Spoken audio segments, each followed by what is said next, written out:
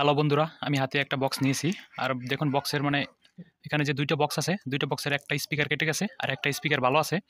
আর যেখানে যে সার্কিটের সাথে এখানে যে মানে অডিও ইনপুটের যে কানেকশন, এই যে তিনটা কানেকশন আছে, এখানে যে তারটা আছে এই তারটা নষ্ট হয়ে গিয়েছে। কিন্তু আমার কাছে এই মুহূর্তে কোনো সোল্ডারিং আয়রন নাই বা কোনো কটও নাই, ঠিক আছে। তাই আমার কাছে আপাতত একটা এরকম কট আছে, যে এরকম একটা জ্যাক আছে। এই জ্যাকটার দেখুন আমি কী করেছি, আমার কাছে আপাতত কোনো কস্টিপও নেই বা সোল্ডারিং আয়রনও নেই।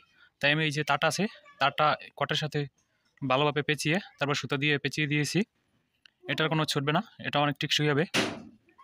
আর দেখুন এইটার সাথে এই যে তারটা আমি কীভাবে লাগাই সেটা আপনাদেরকে সম্পূর্ণ দেখাবো। এখানে অডিও ইনপুটের যে লাল তারটা আছে, এই লাল তারটা আমি সার্কিটের যে এল লাইনটা আছে, এল লাইনটার সাথে তারটা ধরে তারপর সুতো দিয়ে পেঁচিয়ে দিতেছি। আপাতত অডিও ইনপুটের যে এল লাইনটা আছে, এল লাইনটার সংযোগটা দেওয়া হয়ে গেছে।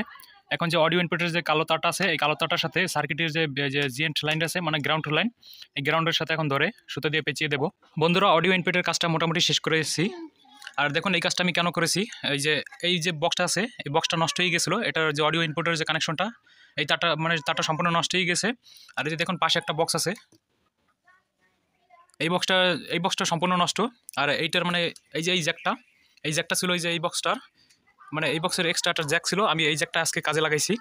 আর এই কাজগুলো আমি ছোটোবেলায় বেশি করতাম, কারণ যখন আমার কাছে সোল্ডারিং আয়রন ছিল না তখন আমি এইভাবে অনেক কাজ করতাম। তাই আজকে সোল্ডারিং আয়রন আমার কাছে না থাকায় সেই ছোটোবেলার মতো আজকের কাজটা করেছি। আর দেখুন এইটা দিয়ে আমি এখন টিভি চালাবো, কারণ টিভির সাথে এই বক্সটাই ছিল আর এটা স্পিকারটা নষ্ট হয়ে গেছে।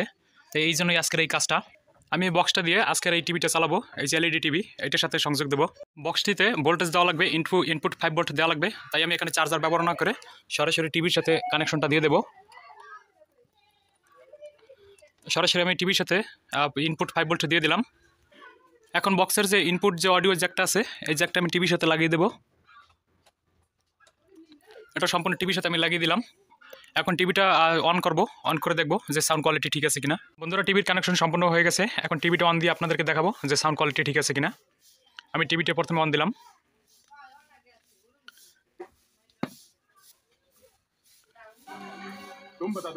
বন্ধুরা দেখুন টিভির সাউন্ড কোয়ালিটি চলে আসছে।